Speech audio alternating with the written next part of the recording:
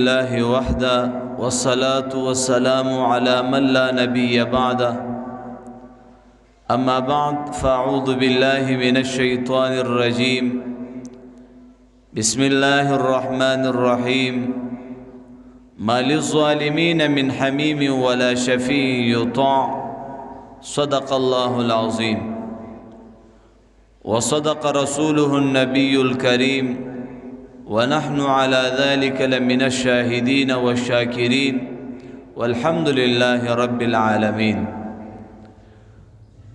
زما محترمو دا کم آیات مبارکہ چما تلاوت کو نو پدی آیات مبارکہ کی اللہ جل جلالہ اما نوالہ فرمائی چی نبوی دا ظالمانو دا پارا سوک دوست یا سوک سفارشی او د دې خبره با نه منل کېږي، د دې خبره به نه اورېدل کېږي. وجه صدا دی په دنیا کې ظلم کړی دی او دا ظلم دا به د قیامت په ورځ د تیارو په شکل کې وي. زما محترم یو طرف ته د قیامت خوفناک ورځ، یو طرف ته د الله جل جلاله قهر او غضب بوي، او بل طرف ته چې تیاره هم شي. زما محترم دا ډیره سخت خبره ده، یو طرف ته خوف او یرا او بل طرف ته تیاره. نو دا تیاره به ولي وي؟ دا به د دې ظلمونو د دې ستمونو چې دا کم ظلمونه من او تاسو په دنیا کې کړی دي دا به د تیارو په شکل کې دا به زما محترم وي. بیا نو کم ظالم چې ظلم کړی دی دغه مظلوم به د قیامت په ورځ راوستلی شي او زما محترم د دې ظالم نه به خپله بدله اخلي. او دا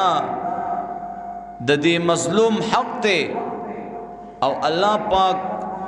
هر انسان ته خپل حق ور ادا کوي، ور پورا کوي. په دې مظلوم چې کم ظلم شوی دی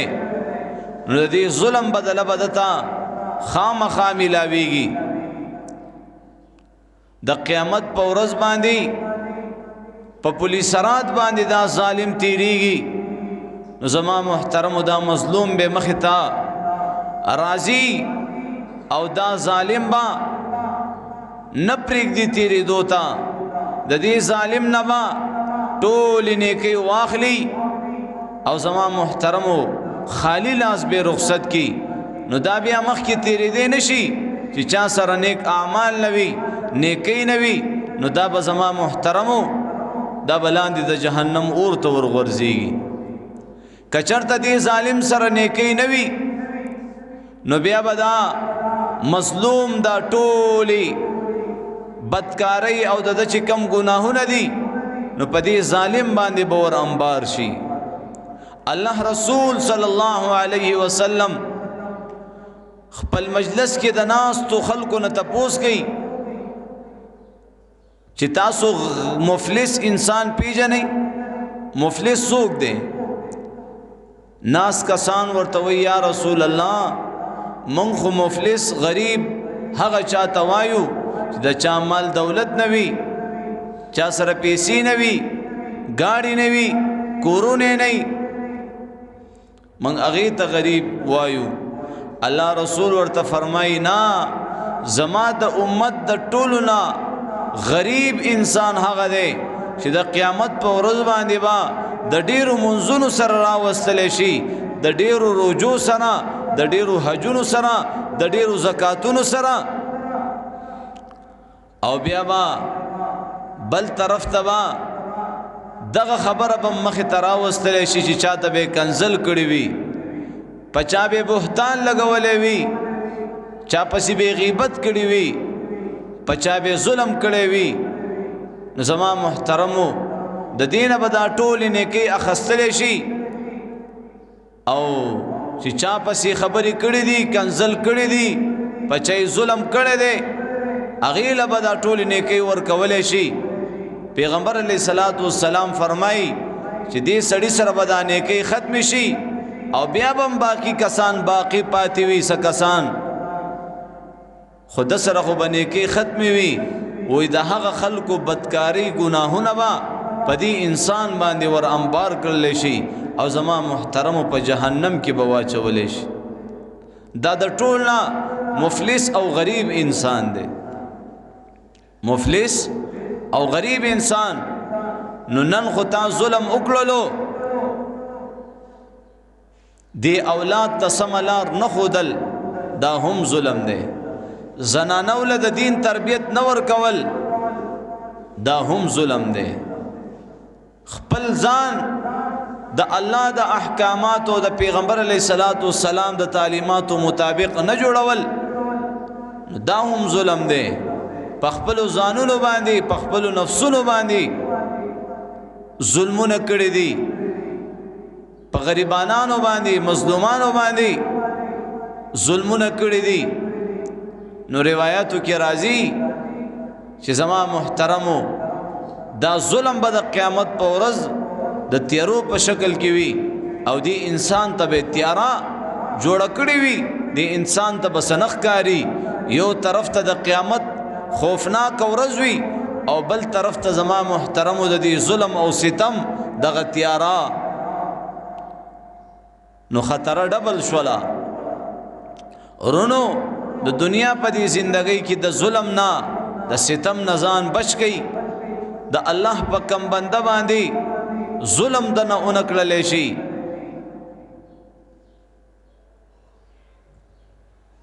دا ابو میسر رضی الله تعالی عنہ فرمائی چې یو کس په قبر کې چې کله داغه دفن شلو هغه خخ کړلی شو نو نکیر منکر راغه او زما محترم لاس کې چې کم دی ګروزونه ورسره دي ورته وایي ستا د پاره د سلو ګزارونو مونږ انتخاب کړی دی پتا باندې با نن سل گزاره لگی نو هغه ورته وایي زه همداسې ومه زه همداسې ومه په دې خبرو سره د لس ګزارونه کمیدل لس ګزارونه پاتې شو هغه بیا دا خبره کوله خو زما محترم فرشتو ورته ویلي نکیر منکر د الله د طرف نه چې کمی بلاګانی کمی اجدهاګانی په دې مرده باندې په دې مړی باندې مقرر شوی وي او ورته وایي یو ګزار خو بخامخا خوري یو ګزار دا بخامخا پته لګي او ورته وایي چې د څه په وجه زما محترمو دی مړی ته چې کله هغه فرشته هغه ګروز را خطا کی نو په دې ټول قبر کې به اور ولګي د دا یو گزار دا به دومره خطرناک وي چې په دې قبر کې به اور ولګي دا به چغې وي دا د څه په وجه باندې تاسو ماله دا سزا راکړه زما محترم ورته به وویلی شي چې په دنیا کې د دنیا په زندګۍ کې یو مظلوم تا نه چې کوم دی د مدد طلب کړی چې زما مدد وکا او تا د هغه مدد نه و کړی یو مظلوم تا نه د مدد خواهش وکړو چې زه مظلوم یم زما سه مدد وکا او تا د هغه مدد نه و کړی دی وجې نه تا ته دا سزا میلاوه شو اوس چې کم ظالم دی د هغه به څومره سخت انجام وي چې هغه په یو مظلوم باندې ظلم وکړي زما محترمو ظلم دا به د قیامت په ورځ د تیارو په شکل کې راوستلی شي دا ظالم به د هغه مظلوم په مخامخ باندې لاس تړلی به وي دا قاتل به د هغه مقتول مخامخ راوستلی شي چې کم زما عزتمندو دی قاتل په دنیا کې قتل کړی یو بیګناه کس وجلی نن تاسو په پوره دنیا کې وګورئ نن د مسلمان وینا دا ارزانه شوه نن دا غونډاګان نن دا ظالمان نن دا بادشاهان نن دا زی په زی باندې دا تاسو وګورئ په ژوندانه باندې د یو او د بل د سر سوداګانې کوي لګیا دي دین د قیامت ورځ هیره ده دین هغه خوفناک ورځ هیره ده چې هغې ته د قیامت ورځ ویلی شي د الله په حضور کې به پیشي وي کم خاون په خزي باندې ظلم کړی وي کمی خزي په خپل خاون ظلم کړی وي کم پلار په بچو ظلم کړی وي کم بچو په خپل پلار ظلم کړی وي کم لوریانو په خپل مور ظلم کړی وي او کم میندو چې کم دی په خپل لوریانو باندې ظلم کړی وي نو دا یاد ساتئ چې دا به د قیامت په ورځ د تیرو په شکل کې راوستلی شي ما تاسو ویلې ما للظالمین من حمیم ولا شفیع یطاع الله پاک قرآن کې فرمایي چې زما محترمو د ظالم سړي با د قیامت په ورځ نه دوست وي نه به سفارشي وي او نه به د خبره منلی شي دا ټول ظلمونه دي اولاد ته صحیح سبق نه ورکول اولاد ته صحیح تربیت نه ورکول اولاد ته دین نه ښودل دا زنانه به هم د قیامت په ورځ باندې د خپل خاوند ګریوان ته لاس به ور واچوي چې تا خو به په اسرې باندې وهله ما کور به مې نه و جارو کړی په جارو به دې وهله ما ته ما ته چېرته په حیا باندې په پرده باندې ته په دین باندې په احکاماتو باندې د پیغمبر علیه السلام په مبارکو طریقو باندې چېرته غوسه شوی وي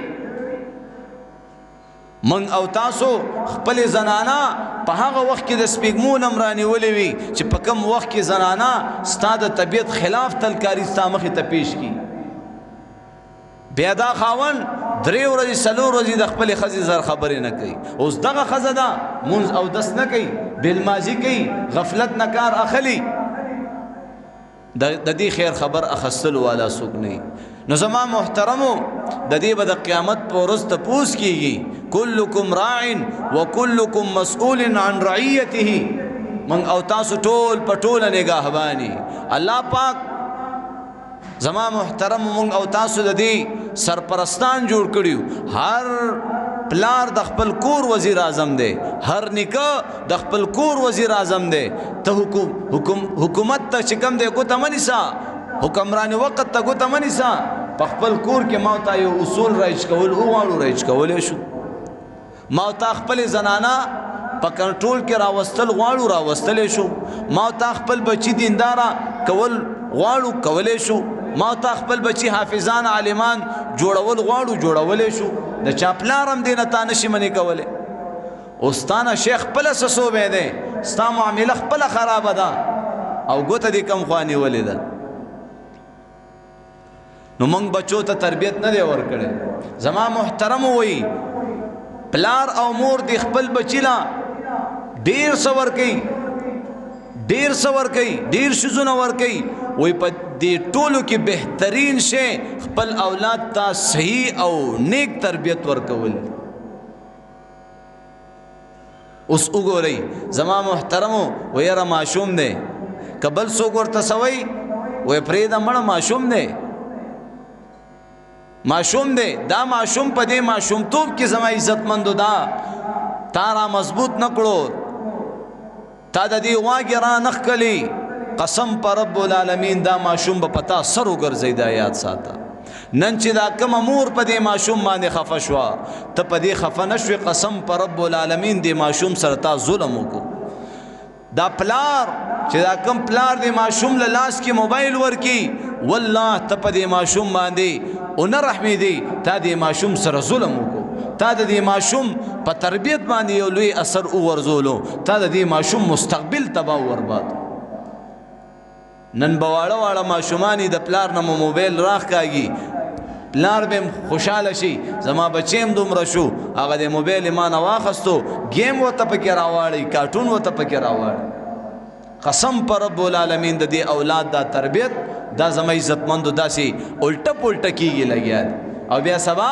علماء لرا رواني چیرې بچی را باندې گزار وکړو عمر رضی الله تعالی عنہ زمانه کې یو بچی په خپل پلار باندې گزار کړو نو زما محترمو هغه پلار راغی امیر المؤمنین دا ته څنګه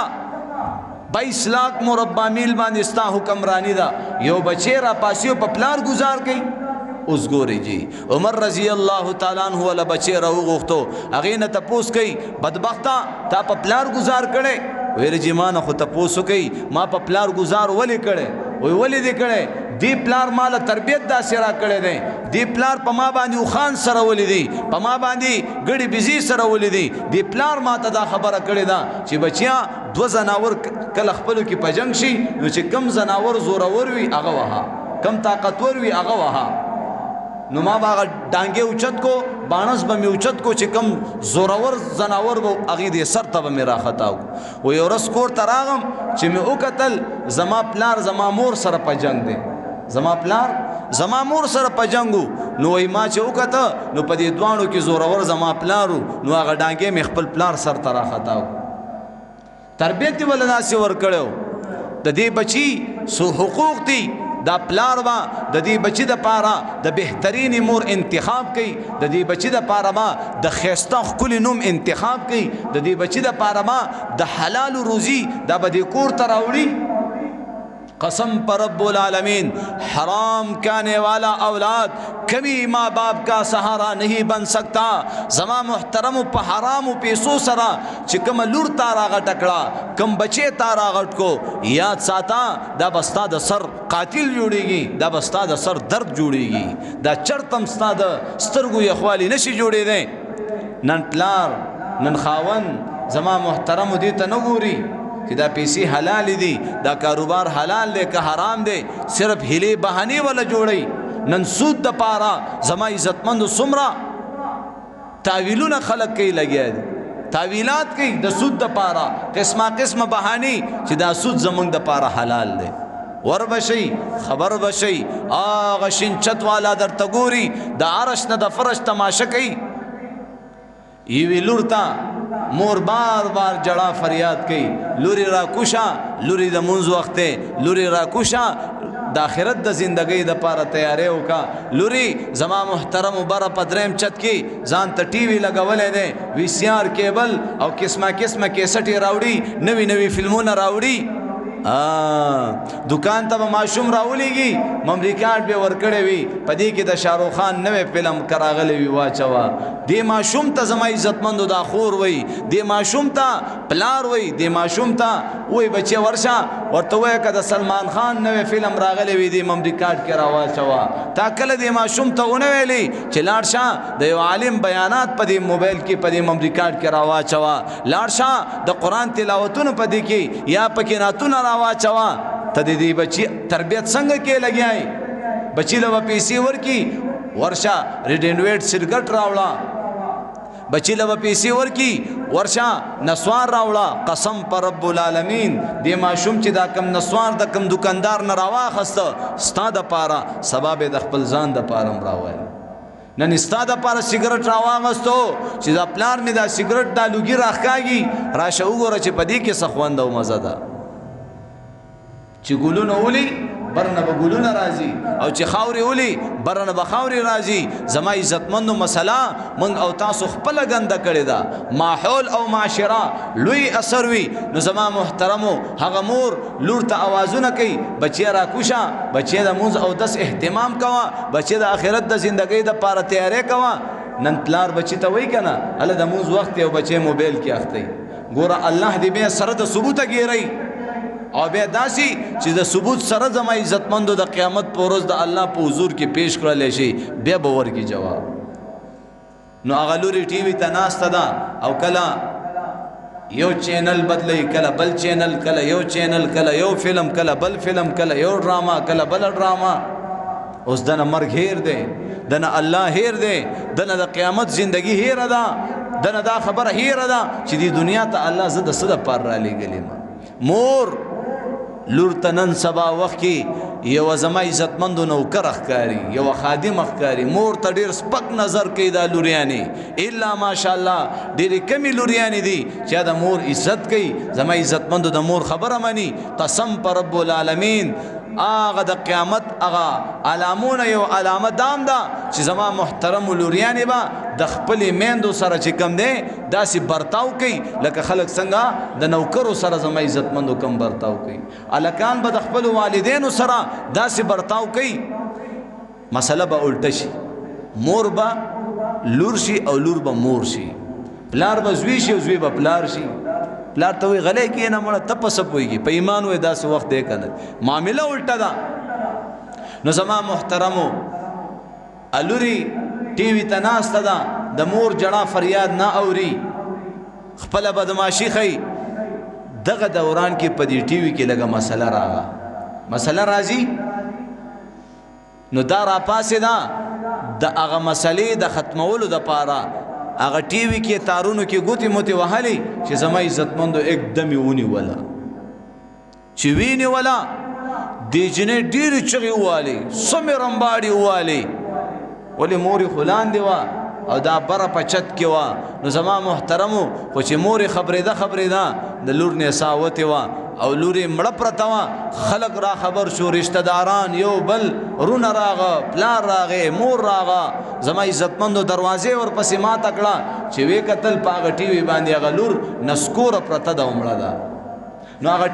ټي وي ته نه را دې خوا کولو ټي وي ته را دې خوا کولو ټي وي نه را دې خوا کېدو هغې سره غوښې هم را جدا کېدلې زما محترم نو یو عالم ورنه مشوره ورکوي سره د دې ټي وي خخه کوي سره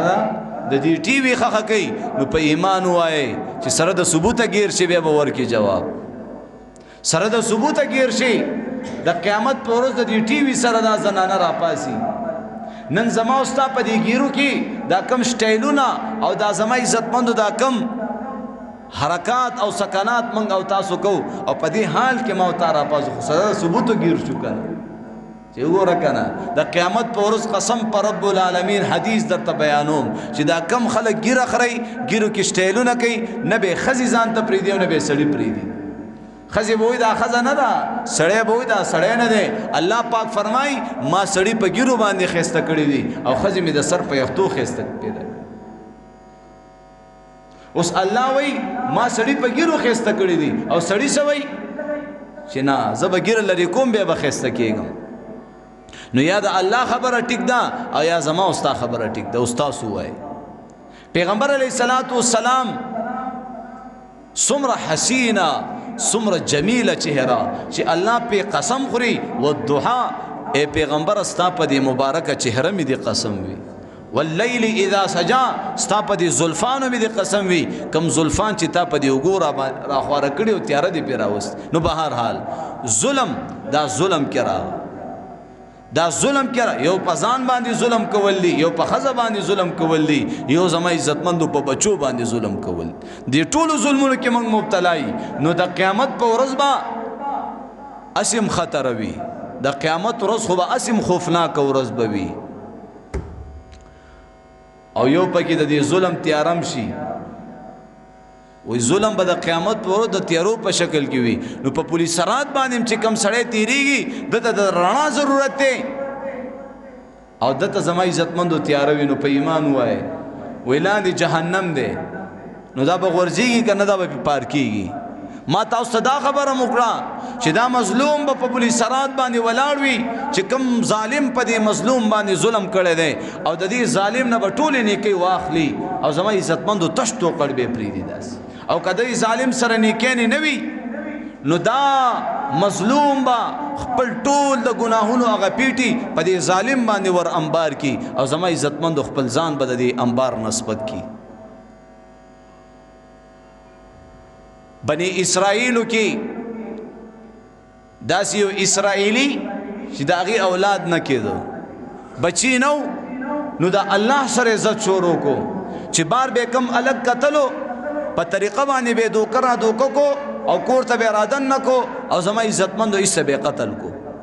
ننم دا گیر چا پیرا پټ پټ قتلونه کیږي الګ به اوچت کی زما محترم ډیر داسې خلک اوچت کړه او پټ پټ چې کم دی مړکړی دی نن تاریخ پورې داغي پته نه لګي هغه شینچت والا خو درته ګوري چې په یو معامله کې په یو ګناه کې اتا گرفتار کړي نه دی یو ثبوت تی په کم دی ښکارا کړي نه دی او داغینا اسی بیسا اغلط دک ورکوا اغلط تکلیف ورکوا او هغه باندې دومره سخت تیر کا چې په دې وهلو ټکولو کې هغه مړ کا هغه قتل کا یو خزه چې کم دی تا کونډه کړه یو امور تا زما عزتمندو د اولاد د نعمت نه محروم کړه نو آغا اسرائیلی ورځ راووتو چې وی کتل یو دوه الکان دي داسې روان دي دواړه رونه دي. نو دی اسرائیلی هغه دواړو الکانو باندې خواري مهنت او په طریقې زما عزتمندو دوکه کو او کور ته رادن نه کو او دواړه قتل کو. او داسې په کور کې تاخانه وا، په هغه تاخانه کې به زما عزتمندو ورخخ کو.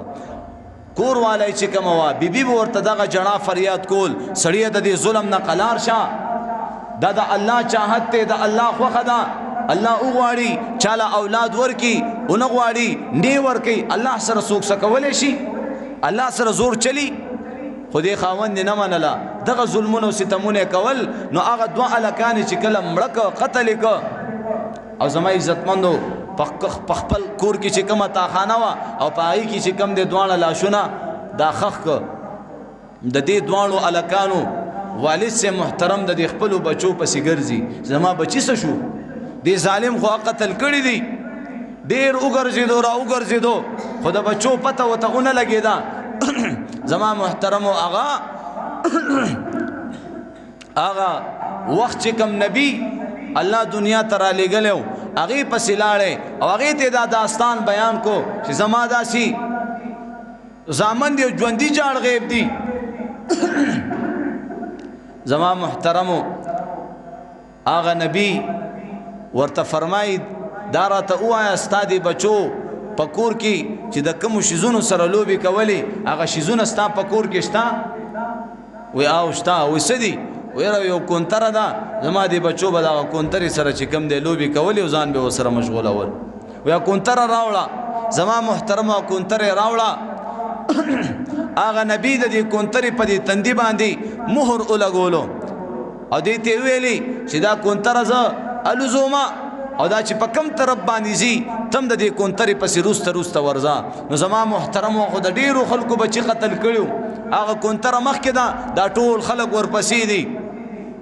بهرحال په یو کور او په بل کور، اخره کې په یو کور باندې دا کونتره وردن نشوه او هلته په هغه ځمکه باندې زما عزتمندو کېناسته. په کومه ځمکه کې چې کوم دی د دې ټولو ماشومانو لاشونه چې کوم دی دې ظالم خښ کړي وو، هغه ځمکه باندې دې کونترې خپله مکوخه وهله او لکۍ خوځوله. زما محترمو دا خلک ولګېده او هغه ځمکې چې کوم دی را کولا وکا چې وی قتل. نو د دې دو الکانو سره د نورو ماشومانو لاشونه مروته، د کلک پکلک باندې گرفتار کو او هغه نبی ته حاضر کو. هغه فورا د دې د پانسی کولو زما عزتمند حکم او فیصله وروله چې د فورا پانسی کړل شي. نو دا د پانسی په تخته ولاړ دی او هغه بیبي ولا راغه چې کمی بیبي با د دې ظلم نه منې کولو، د دې ستم نه به منې کولو او دا به زما عزتمندو نه منې کېدو. وای د دې ظلم او ستم دغه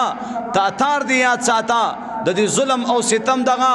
اوتار دی یاد ساته، دا په ما چې دی کم تیر کو دانا تار دی یاد ساته. او متل د پښتنو دی د نر هر څه په غیرت وي، متل د پښتنو دی د نر هر څه په غیرت وي. او که اختیار می کله راغې نو گزار دی یاد ساته. زما محترمو الله جل جلاله په خپل پکړ کې راګیر کو راوینه ولو هغه بیبي ورته لاندې ولاړه ده. ما به درته ویلې چې وخت لا پوره نه دی، ظلمونه خو کې خو تکړه شه، خو چې کله د الله په گرفت کې راغی، د الله په پکړ کې راغی، نو ان شاء الله بیا به ځان خلاص نکي او تا به نه منله. نن هغه د خپل انجام ته ورسېدي. زما محترمو دا د دې زمانې چې څومره ظالمان دي ورته تکړه شي ظلمونه کوي. یو کس په چاله قرض ورکی، قرض به ورکی، احسان به ورسره وکي، ښېګړه به ورسره وکي، دا ظالم مقروض به بیا هغه قرض نه ادا کوي. هغه غریب به په دې خپل کړو باندې په دې خپل خو باندې به زما عزتمندو پیمانه کی چې هلکه ما خو تا سره یو ښېګړه وکړه، ما تاله قرض درکو او هغه قرض دوباره نه واپس کول، هغه قرضه واپس نه ادا کول، دا ظلم نه دی؟ پکار داوا چې تا هغې ته قرض هم ور واپس کړی وی او زما محترمو د هغې احسان دې منلی وی، شکریا دې ادا کړی وی. وقت داسې راغی د خو وقت پاتې نه شو. وی قرض ایک جادو ہے جس کو دیتا ہے وہ غائب ہو جاتا ہے. تاسو خپل زما محترمو معامله خراب کړه، مسلمانان خلکو بل مسلمان سره قرض کوي خو تاسو وګورئ چې چاله قرض میلاو دی هغه واپس ورکولو ته تیار نه دی بیا نو آینده دپاره به څوک چاله قرض ورکي دا په دوی دوکانونو باندې ولې لیکلي قرض بند ہے خو تاسو د هغه قرض نه تاسو د هغه ښېګړې نه غلطه فایده واخیستله دا قرض یې تا سره دې دپاره وکړو چې ته به چې کم دی واپس ما ته دا قرضه سبا را واپس کړي چې کله زما ضرورت راغی نو چې هغې ضرورت راشي دا ورته وایي مړه قرضداري چا وجلی دي ګرځه راپسې نو دا دین نه دی دا اسلام نه دی دا ما ته د شریعت نه ښیي دا خبرې موږ او تاسو د دین اسلام په منځ کې زما عزتمندو د کافرانو د پاره رکاوټ جوړ شوي نن کفار مسلمان ته ګوري زه مسلمان شم ته خو دې لږ ځان ته وګوره زه مسلمان شم تاسو ته اسلام داخی چې ګیرې وخوروئ تاسو ته اسلام داخی ګیرو کې شټیلونه وکئ تاسو ته اسلام داخی په یو مظلوم باندې ظلم وکئ تاسو ته اسلام داخی په یو یتیم باندې ظلم وکئ د یو یتیم په مال باندې خېټه ور واچوه تا ته اسلام داخی د خویندو حقونه ملاندې کړي تا ته اسلام داخی ناب تول کې کمې کوه تا ته اسلام داخی زنا کوه تا ته اسلام داخی لواطت کوه تا ته اسلام دا خبرې ښودلي مونږ الټه رواني زما محترمو د صحابو د ورده چا به تپوسو کو ستا قرآن عبدالله ابن رواحه رضی الله تعالی عنہ طلحه رضی الله تعالی عنہ یو صحابي به روانو هغې طرف ته به اشاره ورکړو دا زموږ قرآن دی سر یختونه واخله خپونو کانو پوری بیت الخلا نه واخله بیت الله پوری د پیغمبر علیه الصلاۃ والسلام د تعلیماتو مطابق زندګی نه به تیرولې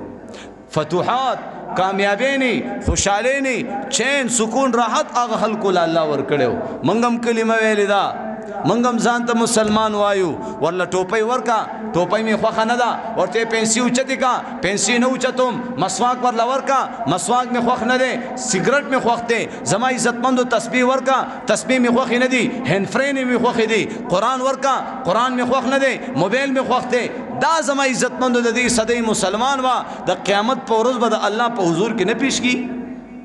چې کوم سترګې د قرآن د کتلو د پاره کوم غوږونه د قرآن د اورېدلو د پاره الله را کړیو کوم خوله د قرآن د ویلو د پاره الله را کړی وا د انسان د تخلیق نه زر کاله لومبه الله پاک د سورۃ طه تلاوت فرمایي طه ما انزلنا عليك القرآن لتشقى الا تذكرة لمن يخشى فرشتي چې کله دا کلام واوریدو کله دا قرآن واوریدو فرشتي او کوي واه واه څومره مبارک خلق به وي هغه څومره مبارک پیغمبر به وي هغه چې کوم پیغمبر ته به دا کتاب ملاويږي څومره مبارک خلی به وي هغه په کوم خلو باندې به د قرآن تلاوت کیږي څومره مبارک سترګې به وي هغه په کوم سترګو باندې به د قرآن ته کتل کیږي څومره مبارک سینې به وي هغه چې په کوم سینو کې به دا قرآن محفوظ کیږي الله نن د ریاضی کتاب یو پیر څوک مطالعه کی نن د انګلیش کتاب یو پیر څوک مطالعه کی نن د صرف او د نحوی کتاب یو پیر څوک مطالعه کی دوباره مطالعه کولو ته تیار نه دی دوباره هغه لوستلو ته تیار نه دی زه قربان شم د قرآن د عظمت نه چې څومره وي عمره خوند را پرېږدي چې څومره وي عمره خوند کوي چې څومره لولي عمره خوند کوي یو ځل ختم کو څوک دا وایي چې به نه ختمو بیا وی چې به ختم کم او زما محترم د قرآن عظمت واورا چې یو حافظ قرآن دی پسینه کې قرآن محفوظ دی قرآن له پسینه کې زیور کړي والله بالله ثم الله که څومره ګناهګار دی فاسق دی فاجر دی د خپل ګناهونو د لاسه جهنم ورته لاړې قسم پر رب العالمین حدیث کې محمد رسول الله فرمایي په دې اور کې دومره طاقت نشته چې دا انسان وسوځي دومره طاقت نشتا نن ته خو بچې د قرآن حافظ نه جوړې مې جوړوا کم چې مې په پاک الله په پاک نبی ډېر ګران دی نن هغه اسلام یتیم شو ځکه مې زړه وران دی نن بچې د مدرسې نه کټ کې نن بچې د قرآن نه پاسې د سکول نه دی بچې پانه سولو نن د بچې د سر نه دی ټوپۍ کوزیږي نن د بچې د سر نه دی پټکې کوزیږي نن دی د لور د سر نه لوپټه کوزیږي نن دی د لور د سر نه برقه کوزیږي ستا پاغه باندې کله زړه وران نشو پاغه باندې کله زړه اون دردیدو پاغه باندې زړه کله خفه نشو ها زنانو ته زما عزتمندو من او تاسو دین نه دی خودلې زما اوس خپل تربیت نه دی شوی د زنانو بس تربیتو د کل نمنگ دا وہ جو گیت تم نے سنا نہیں میرے عمر بھر کا ریاض تھا میرے درد کی تھی وہ داستاں جسے تم ہنسی میں اڑا گئے زما محترمو چکل منگ د گیری متعلق بیان کو ویرا مولانا صاحب خی خبریو کی خوشی دا گیری خبری وکړه دا زما د طبیعت خلاف شوا زما محترمو په شریعت کې با منگ او تاسو طبیعتونه استعمالو کنه شریعت ته بګورو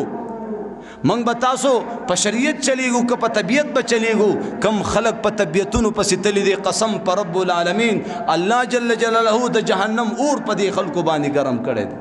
پا طبیعت پا سی بنزی شریعت تا تسوئی زما عزتمندو افغانستان تا دو کسان پر ٹرک کی روان دی پیروڑی پلار کی اسکیڈنٹو شو دا مرگ سے پتہ لگی آوازو کی قل ان الموت الذي تفرون منه فإنه ملاقيكم كل نفس ذائقة الموت أينما تكونوا يدرككم الموت ولو كنتم في بروج مشيدة ها آواز اکڑو بس فوراً ورتغاڑک دی جی تیاری تیار جی تانا تختی دے نشو جی بے شکر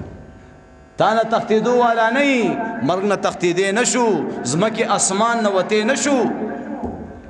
آغا نوجوانان چکل اسکیڈنٹ وشو دوانه ټک په ټکه باندې مړ شو او هغه ټرک ریزه ریزه شو زما محترم خلکو انتظار وکړو چې وارثان به را پیدا شي او د خپل مړي به یوسي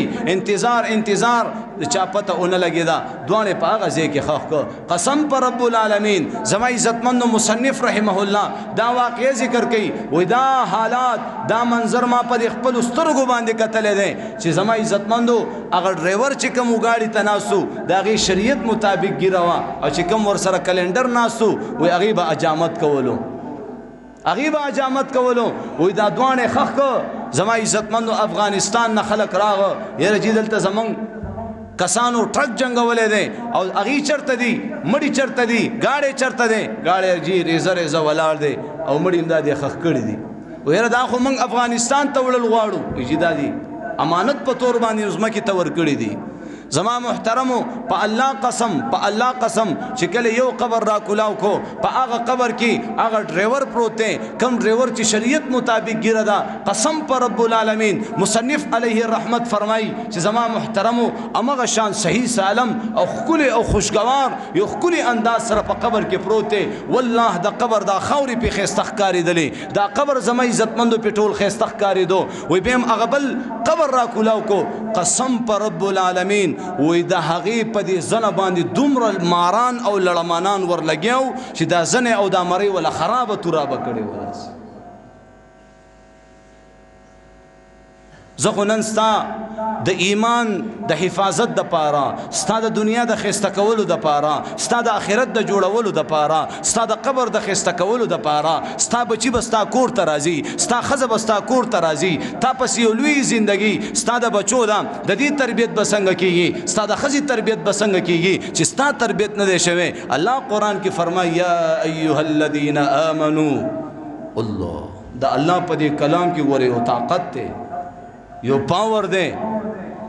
یا ایوہ الذین آمنوا قو انفسکم و اہلیکم نارا اللہ پاک فرمائی اے خلقو اے حق خلقو چی ایمان امراوڑے تاسو خپل زانونا خپل اہل و عیال دا جہنم دا اور نہ بچ گئی چی دا جہنم اور خطرناک اور دے خطرناک ورطا چاویلے دے اللہ ورطا ویلے دے دا اور اللہ پاک دا خپل مجرمانو دا پارا دا نافرمانو بندگانو دا پارا دا کافرانو فاسقانو فاجرانو دا پارا اللہ دا جہنم اور تیار کرے دے او اللہ رب العزت دی اور تا قسم کرے دے چی ڈکوم بدی او دا اور زما محترم دمر خطرناک اور دے چوئی اللہ جل جلالہو دا قیامت پا ورز باندی دغا اور دا قیامت پا ورز باندی دا جہنم دا اور زما عزتمندو دا حشر میدان طرف تا براو استلیش دا حشر میدان طرف تا و کروڑه فرشتو به پکې زنځیرونه اچولي وي او راښکاږي وي ولې ټوله دنیا ولاړه ده نیکه ولاړ دی ډر نیکه ولاړ دی غور نیکه ولاړ دی پلار ولاړ دی مور ولاړه ده ښځه ولاړه ده بچي ولاړ دي زما محترمو دغه اور به راوستلی شي د کم اور چې په دنیا کې علماو تذکرې کولې کم اور چې په قرآن کې الله تا ته بیانولو کم اور چې په محمد رسول الله په حدیثو کې بیانولو د دې هغه غرغنډي هغه اوازونه به دومره خطرناک وي د اسمان کې برېښنا وشي غر څومره یو خطرناک قسم د انسان نه چې کم دی ړو باشي تاسو ته خپل حالاتو پته وي هغه وختونو کې به ځان کتلی وي چې ځان ته ډېر بهادر وي او چې کله اسمان کې دا یو برېښنا وشي کم کیفیت دی بیا کم کیفیت دی وي نو هغه درزار هغه غړزار ابا دومره خطرناک وي چې کله زما عزتمندو فرشتي ګوري فرشتي بچغي کې نفسي نفسي انبیا ګوري انبیا بچغوي نفسي نفسي آدم علیہ السلام ابراهيم علیہ السلام موسی علیہ السلام عیسی علیہ السلام شیس علیہ السلام څومره پیغمبران دي ټول به نفسي نفسي چغوي یا الله زما ځان بچي يوم افرا تفريبوي يوم يفر المرء من اخيه وامه وابيه وصاحبته وبنيه تا ته داستان به یادوم تاسو دغه ورځې د پاره تیارې کړې دي دغه ورځې د پاره کله سوچ کړې دي کله دې ورځ ته کتلې دي کله په بستر باندې ناشتي کله دې ځان سره محاسبه کړې ده مراقبه دې کړې ده چې مال مرګ راغې دغه دې چې کم دې اعلانات وشو فلانکې بن فلانکې وفات شو الموت ليس منه الفوت اجل ही न छोड़ा न किसरा न दारा इसी से सिकंदर सफाते बिहारा हर एक लेके क्या क्या न हसरत से दारा पड़ा रह गया सब यूनिट टाटो सारा जमा मुहतरमो چې اعلان وشي ولکه خبري وي نه کنه خپل کې وفات شو دا سوي انا لله و انا فورا سوي انا لله و انا الیه به اور پسې سوي جنازه کله فورا ست پوس کوي جنازه کله دغه ورځې د پاره مونږ تیارې نه دی کړې چې په دې تخته باندې وا قاری صاحب مولانا صاحب امیر صاحب ټامی صاحب لوفر صاحب انجینیر صاحب وزیر اعظم صاحب باچا صاحب غدا صاحب ټول په دې تخته باندې دا زیړ بدن به پروت وي دا کپڑے به وباسي ګوتمه به وباسي غړې به وباسي واسکټ به وباسي قسم پر رب العالمین زما محترمو او چې کله دا نوې جوړه ده ما اچولې ده زبدا نشم ویلې اے دا جوړه ما نه ولي وباسي ما د جمعې مبارک ورځې د پاره دا جوړه نوې جوړه میزان لکړې ده په دې بدن باندې براله دا جوړه اوښلې داسي چې کله نوې استلې کېږي ولې دې شیزونو سره مونږ وفا وکړو دا شیزونه وفادار نه دي دا بې وفا دي د دنیا ښځه وفاداره نه ده د دنیا بچي وفادار نه دي آغا الله وفادار دی آغا الله پاک فرمائی اے بندہ ففروا الى الله ما طرف ترا منډکا یا ایو الانسان ما غرک بربک الکریم زما محترمو نو دا ټولی خبرې زمنګ په زنانو کې راشي نارینو کې راشي ځوانانو کې راشي ماشومانو کې راشي بوډاګانو کې راشي د دې لپاره د دعوت او تبلیغ یو بهترین आवाज لګېدلې ده چې دا د نوح علیه السلام یو کشتی ده غیر چاپیره اور بلنه فتنی دي او دا یو بی غرضه یو بی مطلب محنت ته ابلو زمونږ رونه لاړه 2.5 لک روپۍ د چلې د پاره پیش کړلې زما محترمو دا غي نمخ کې یو جماعت امریکای ته روانو د یو کس 18 लाख روپۍ زما عزتمند ډراپو نن 18 لک روپو د پاره ما تاسو نه کو ایمان خوري وري ارمان د دنیا گئی دا او داسې خلق اغي پیسې را جمع کوي مال لا جمع کوي گاڑی خرسي کور خرسي دکان خرسي زما عزتمندو خپل عہده ارس پریدي او د الله د دین د پاره د الله دین عزت کولو د پاره د پیغمبر اسلام مبارک طریقې ځان کې راوستلو د پاره اغزي بستر پریدي کله وطن پریدي خزه بچي پریدي مازغه خراب دي ستا مازغه خراب دي د قیامت پر ورځ بدر ته پته ولګي چې سی حساب کتاب روان دی د قیامت د ورځې غریب خلک پیژنې کله د دنیا غریبانو باندې صرف سترګې راځي دي دا غریب دې پیسې ور سره نشتا د قیامت د ورځې غریب وګورا د قیامت د ورځې غریب بسوک وي الله رسول فرمای هغه سړی به وي چې د ډیرو حجونو سره د ډیرو عمرو سره د ډیرو زکاتونو سره د ډیرو زما عزتمندو عبادتونو سره براوستلی شي او ورسره با ټچ په ټچ دا خبر امرا وستل شي چاته به کنزل کړی وي چا پسې به غیبت کړی وي پچا به بهتان لګولې وي پچا به ظلم کړی وي د چا به حق لاندې کړی وي دنه بدانې کې اخستل کېږي ولی چې د قیامت په ورځ با دینار خو بنوي پیسې خو بنوي خو د دینه په بدله کې نیکی اخستل کېږي او چې کله وې داسې به پکې دا انسان پاتې شي نیکی به ورسره ختم شي او بیا به مې یو څو ملګري ناست وي چې زمونږ بس کېږي وایي ښه تاسو له هم غم کوو د دې چې کومې بدۍ او ګناهونو هغه ګناهونو پیټې دي په دې ظالم باندې به ورمبار کړي دا د دغې ورځې غریب دی ورته به حکم وکړلی شي خذوه فغلو ثم الجحیم صلو زما عزتمندو وینیسئ او جهنم کې پړ مخې ور وغورځوئ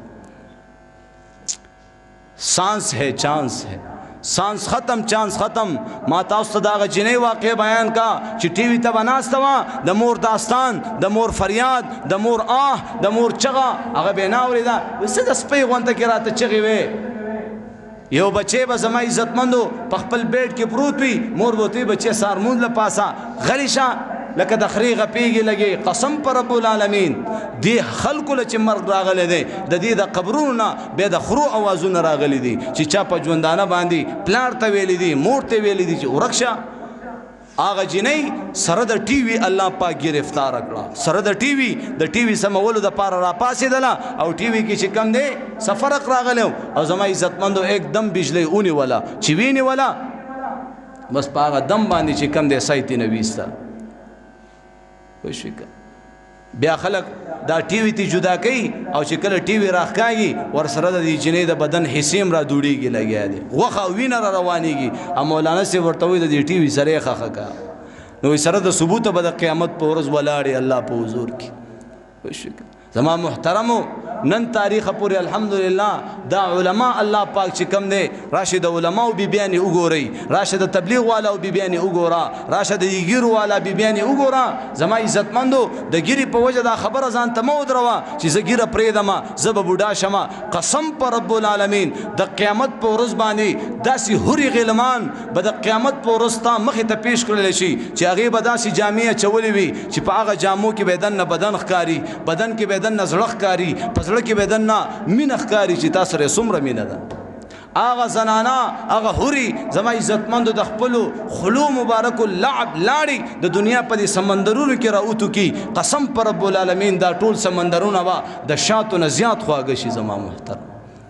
هغه حورو صفتونه الله په قرآن کې کړي دي حور لیبا حور عینا دا ما تاسو دپاره تیار کړي د چا دپاره دي الله وایي دا د هغه چا دپاره دي چې زما محترمو رب چاهي زندګۍ باندې عمل وکړي من چاهي زندګي پرېږدي اوس من چاهي باندې عمل کوو که نه من چاهي باندې مولانا صاحب دا بیان زر را ختم کا مولانا صاحب دا جمع زر وکړه مولانا صاحب دا دعا لنډه کا مولانا صاحب دا ختم زر وکړه مولانا صاحب خیال مو دی که نه اول گیر چاپیره منډې وهو خپل بیمار په ډاکټرانو پسې گیر چاپیره ښې وګرځو ښې علاجونه وکړو او چې کله خبره پاتې شي بې قرآن لراشي کله خبره د ډاکټرانو نه وځي بې مولانا صاحب لراشي چې تاسې لږ دم کوي الله پاک اول نمبر کې تا ته ویلي دي وننزل من القرآن ما هو شفاء په قرآن کې چې کم دی ما د مؤمنانو دپاره شفا ایښودې ده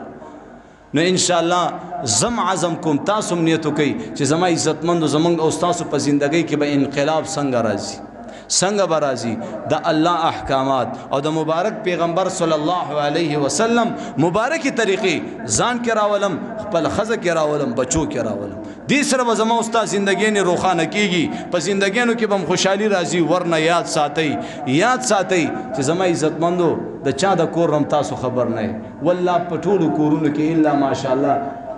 جنگ جګړې دي بدنیتې نه دي کینې بغضونه دي نفرتونه دي حسدونه دي یو تروز او غب دی موږ له مسلې را رواني وجه څه ده د الله دین چې څوک نه اپناوي په خپل ګوره ایو زنانه ته خبر کېږي خاوند دې سخت بیمار دی ګور اوس زنانه ټیک ده په زنانه خواري شوې ده محنت شوې دا زنانه خاوند سره ولې میغه شي د خاوند ګریوان ته لاس راواچي د خاوند عزت لیلام کوي خاوند طبیعت ته نه ګوري چې په دې خبره مې خاوند خفه کېږي که خوشحالېږي بس د خولې نه هر سره دوړی د خاون عزت ته لاس ورچي خاون ګریوان ته د خاون پلار یادې مور ولا یادې رونه ولا یادې خويندې ولا یادې. نو زما محترمو دا زنانه وا چې دې ته ویلې چې ستا دا خاون خو سخت بیمار دی او د دې بیماری علاجونه نشته دا د زمری برید برا پیدا کې او هغه برید به زه د موم او په اوبو کې به اچوم ان شاء الله چې هغه اوبه ته په خپل خاون باندې اوس کې الله بس تا خاون له شفا ورکړي. دا ښځه راغه خاون ته دا خبره وکړه نو ته یې ښځې اوبه دا د زمري برید د کم ځای نه را پیدا کې دا د زمري برید دا به اوس د کم ځای نه زمري له څو ګوتې وړی شي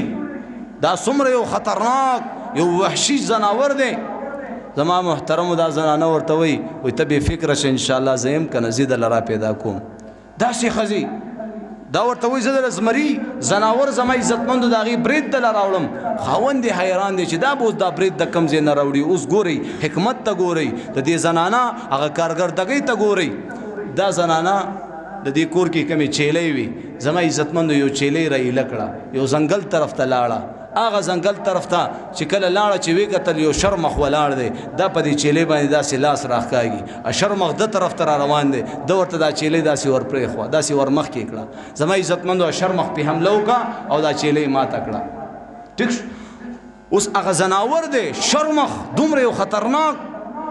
ځناور هغه هم پوهېږي چې دا ښځه دې ما سره احسان وکړو. اوس ښځه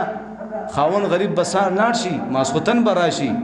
ستړي ستومانه څومره تکلیفونه په ځان تېروي او ښځه به ورته لنډ څه جواب ورکړي دا ماله څه کړي دي دا سیده جهنمۍ ده دا ښځه. حدیث کې محمد رسول الله فرمایي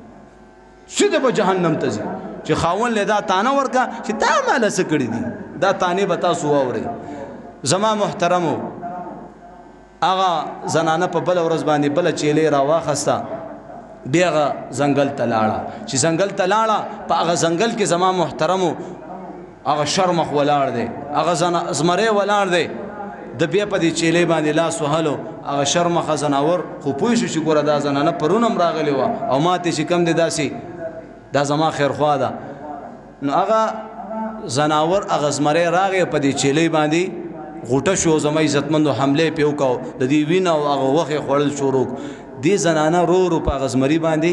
لاس وهل شروع زمری خوراک کوي او د سکول په هغه زمري باندې لاس وهل او په طریقه رو غونته کې کړپ هغه برېت یې تېنه راکړ.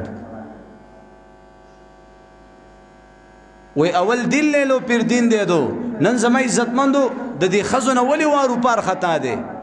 د دې دا سړي خو دومره خطرناک نه دی دا خپل سړی په گرفت کې راوستلی نشي د خپل سړي په طبیعت پوهېږي نه زما دا سړی په دې خبره خفه کېږي په دې خبره خوشحالېږي. ښځه به لس کاله شل کاله به د خاون سره تیر کی او زما عزتمندو د خپل خاون په طبیعت باندې به پوهه شوي نه. نو دا ښځه نه ده که نه دا ښځه نه ده خوار پړکه د کور ورکه دیوال سورکه بېدرکه چمپرکه دا ټول صفتونه څه د شادوګانو صفتونه بیا د زنانو کې راشي د خرو صفتونه پکې راشي زما عزتمندو په دې زنانو کې بیا د خنزیر صفت راشي د پیشوګانو صفت راشي پکې د منګکانو صفت پیدا شي. تاسو څه وایئ؟ نو په دې زنانو به محنت کوو په دې ماشومانو به محنت کوو دې ته دین وښایي زندګیانو کې به انشاءالله خوشحالي راشي. وہ جو گیت تم نے سنا نہیں میرے عمر بھر کا ریاض تھا میرے عمر بھر کا ریاض تھا میری درد کی تھی وہ داستہ جسے تم ہنسی میں اڑا گئے ما سر استاد زندگی غم دے. اکثریت زما ٹاپک موضوع زما بیان زما عزتمندو په فیمیل باندې وي د کور په دې زندګۍ باندې وي چې په دې کور کې ښځه خاون بچی پلار مور دا زما عزتمندو ښایسته ښکلی ژوند تیر کړي خپلو کې د یو بل فرمانبرداري د یو بل خبره منل بیا په دې کور کې وګورئ چې الله څومره دا خلک مالداره کوي غنین کوي او الله په دې خلکو باندې د فراخۍ دروازې کولاوي. نن زمونږ استاسو دا پښتانه ولې خواروزار دي دا نن زمونږ استاسو په دې کورونو کې ولې غربت دی ولې تنګ دستي ده ولې غریبي ده موږ د یو بل خبره نه منو موږ د خپل مشر عزت نه کوو. پلار به راشي زوی به ټیک لګولې اډوله به راخوځي نه چې پلار راغی یو ورځې د نه مشر یې هغې ته به پاسې زی به ورته پرېږدي. نو زما عزتمندو دا خبرې به موږ ته څوک ښایي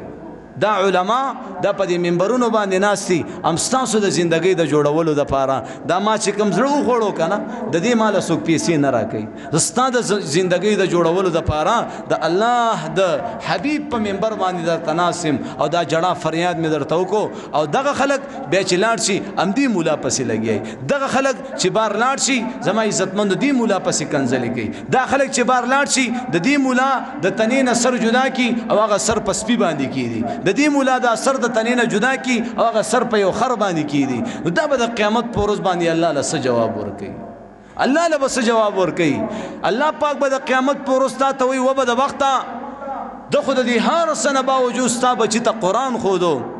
د دې هر څه نه باوجود دې تا ته ښې خبرې کولې د دې هر څه نه باوجود د دې تا نه څه مطلب نه و څه غرض نه و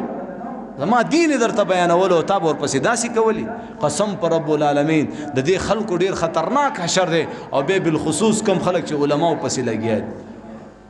بس پوه شه دا غریب غرق دی د چا د خولې نه هم د علماو سپکاوي واورېدو که نه پوه شه چې د الله په پکړ کې راغی او دا انسان غرق او تباه دی قسم په رب العالمین دا انسان غرق او تباه دی امام د مسجد امام اے مقتدیانو اعتراض وکړو امام مالک رحمت زمونږ دا مسجد امام دی لیټ راځي دې خبره کې سو زمونږ دا مسجد امام لږ لیټ راځي دې خبره کې څه نو امام صاحب ورته فرمایي وایي دا خوله خاموشه کوي ورنه الله پاک به آخره خاتمه په کفر باندې وکړي سخت خبر دي زما محترمو نو ان شاء الله بچو ته بدین خایو ان شاء الله زانون کې بدین راولو ان شاء الله سروزه د پاره سلور میاشو د پاره زما عزتمند د زندګۍ د جوړولو د زندګۍ د چینج کولو نن عزم وکړه ان شاء الله چې بس ته یار د دومره وخت پورې می مړه پدې ګیره باندې دا بلیر راخ کو راشه پرېده مینن چې سکیږي هغه غیرتی بادشاہ زما عزتمندو په هغه چا غیرت کې څوک چې د الله په دین باندې غیرت کوي نو ان شاء الله غیرت بکو قسم پر رب العالمین زدر له دې خبرې ذمہواری در کوم چې ګیره پرېدا د الله په دین ځان مزین کا راشه وګوره لږ وخت پورې بلګ استاد قربانی او ستا الله پاک ته نږدې کېدو هغه حالات او پریشانی به راځي خو ته به چې کم دی تبا مایوس کېږي نه تبا خفه کېږي نه تبا پریشانه کېږي دې سره لږه مقابله بس بیا وروسته خوشحالي وروسته زما عزتمندو ډېرې خوشحالۍ دي نو دا معاشره نور بدل کوي دا ماحولونه نور بدل کوي د خپلو بچو ته یو ښکلې زندګي پرېږدئ ستا دا ماشومان هغه ورځ هم په دې پټو کې څه نوجوانان ناستو ماسخوتن زه داسې تېرېدم ما ورته تا مونځ کړی وایي نه ما ورته واده دې کړی وایي او ښځه دې شته وایي او بچي دې شته وایي او نو ما ورته ستا دا حل دی یاره چې یو سړی مونځ نه کوي د هغې به زندگی څنګه یار د هغې ژوند به څنګه وي د هغې په ژوند کې به دا مزه او خوند د کوم ځای نه راځي هسې تاسو سوچ کړی دی خبرې څوک چې مونځ نه کوي اولنۍ خبره د دې به په مال کې برکت نه وي دویمه خبره د دې به په عمر کې برکت نه وي دریمه خبره د ده په اولاد کې برکت نه وي درې شیزونه دي قیمتي شیزونه دي او د درېیمه نه د دې برکت د مونځ د وجې ختم دی او د دې مونځ نن سبا بالکل زما عزتمندو خیر خبر نه اخیستلی کی نو څوک دا نیت کوي چې ان شاء الله نن نه به زه د 15 وخت مونځ اهتمام کوم په هر صورت کې به ادا کوم ان شاء الله 15 وخت مونځ الله دې په دې ټولو خبرو د عمل کولو توفیق راکړي اللهم ربنا آتنا في الدنيا حسنه وفي الآخرة حسنه وقنا عذاب النار وادخلنا الجنة مع الأبرار يا عزيز يا غفار برحمتك يا رحمن سنتك يا الله